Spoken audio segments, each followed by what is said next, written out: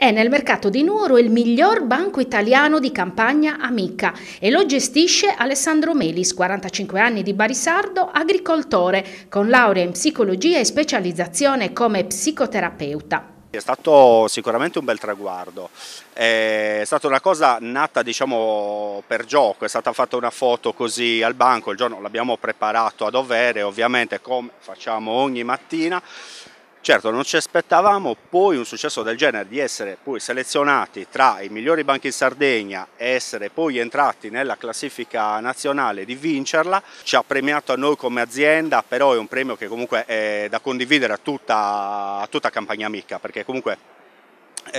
questi non sono solamente dei mercati, sono dei punti di ritrovo, di socializzazione, sono dei posti nei quali noi non vendiamo solo il prodotto, ma vendiamo anche, facciamo vedere la nostra esperienza. Dopo una prima selezione, Melis è arrivato in finale con altre 10 aziende italiane e ha vinto grazie al voto popolare sulla pagina Facebook di campagna Amica, ottenendo 3.000 like. In Sardegna oggi abbiamo un'imprenditoria giovanile importante, soprattutto in provincia di Nuoro, che annovera il 48, quasi il 50% di giovani under 35,